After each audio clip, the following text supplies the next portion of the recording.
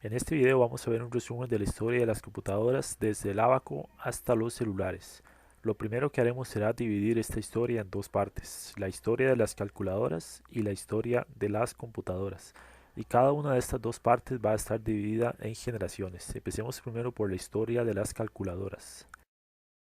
Una máquina calculadora es un mecanismo capaz de efectuar operaciones básicas como la suma, la resta, la multiplicación y la división. Las calculadoras son muy rápidas y muy precisas realizando estos cálculos y cometen muchos menos errores que cualquier persona. La primera generación de calculadoras se caracterizó por el uso de mecanismos de tipo ruedas dentadas para realizar las operaciones.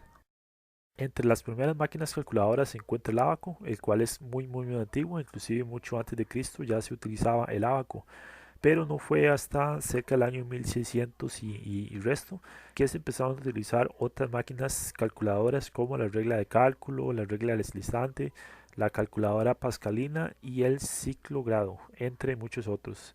Estos aparatos tienen en común el ser mecanismos para realizar cálculos básicos como suma, resta, multiplicación y división. Y según vi en un video sobre la regla de cálculo, esta podía también resolver operaciones de seno, coseno y tangente y también algún tipo de ecuaciones. Las primeras máquinas de calcular como estas eran utilizadas más que todo por mercaderes, cobradores de impuestos, ingenieros, científicos, matemáticos y también por personas que necesitaban administrar dinero y recursos.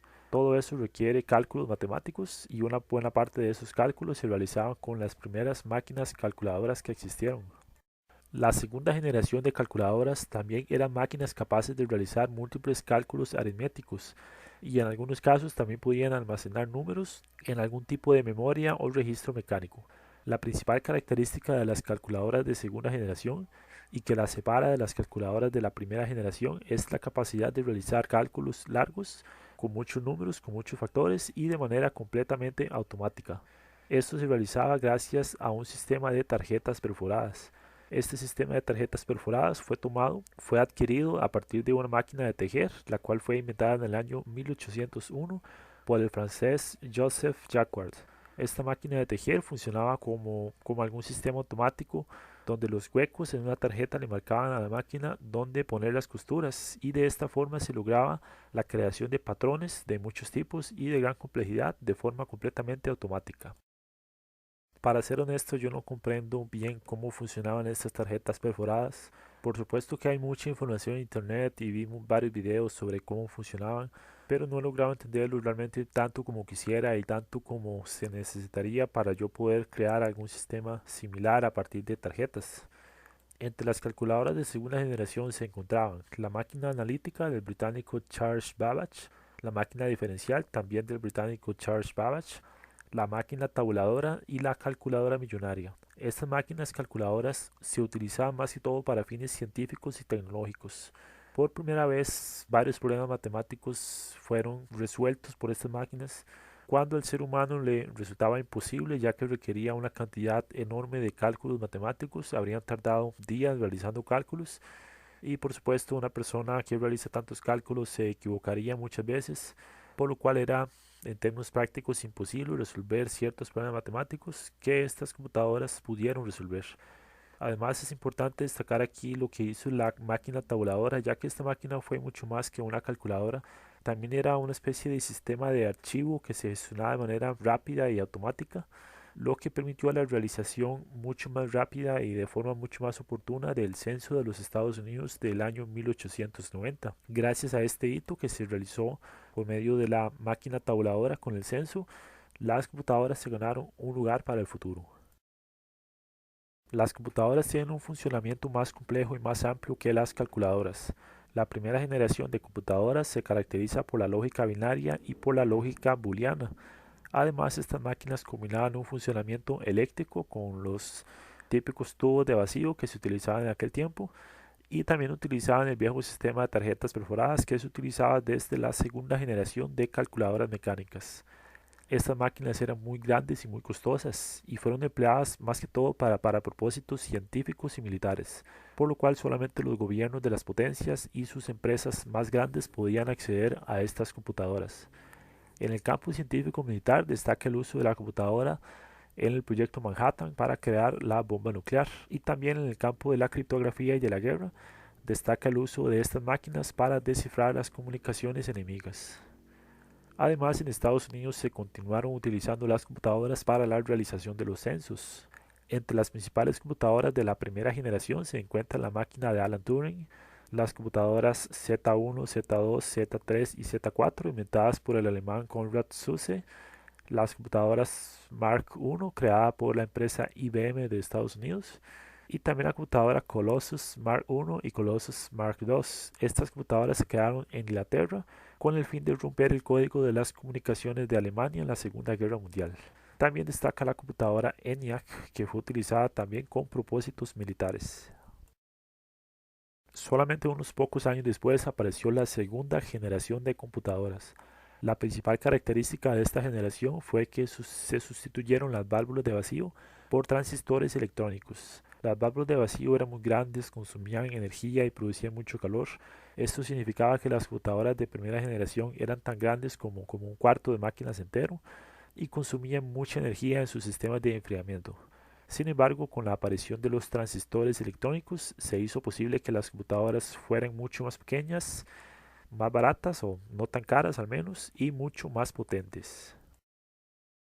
Las computadoras de segunda generación eran utilizadas solamente por clientes con altas necesidades de matemática, como empresas del campo de la ingeniería, banca y finanzas, economía, física nuclear, entre otras, las cuales pagaban a las empresas de computación para resolver complejos y larguísimos problemas de matemáticas.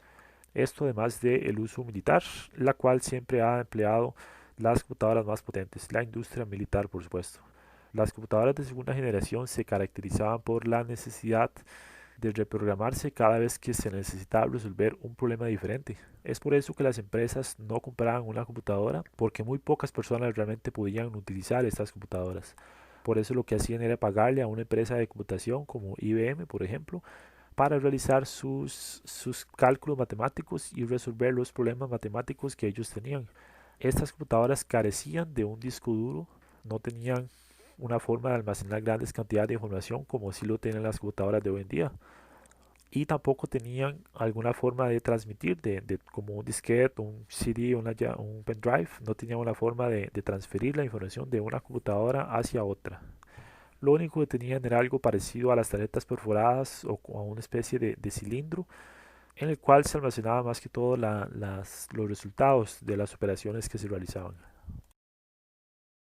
Entre las computadoras de la segunda generación más distinguidas se encuentra la computadora EDVAC, la computadora UNIVAC 1, la computadora Ferranti Mark I y la IBM 650. Vamos ahora con las computadoras de tercera generación. Estas se caracterizaron más que todo por la aparición del circuito integrado, lo cual hizo posible miniaturizar varios componentes de la computadora, además de la aparición del disco duro magnético, lo que permitió que la computadora almacenara grandes cantidades de información, entre ellas el sistema operativo y los programas que se iban a ejecutar.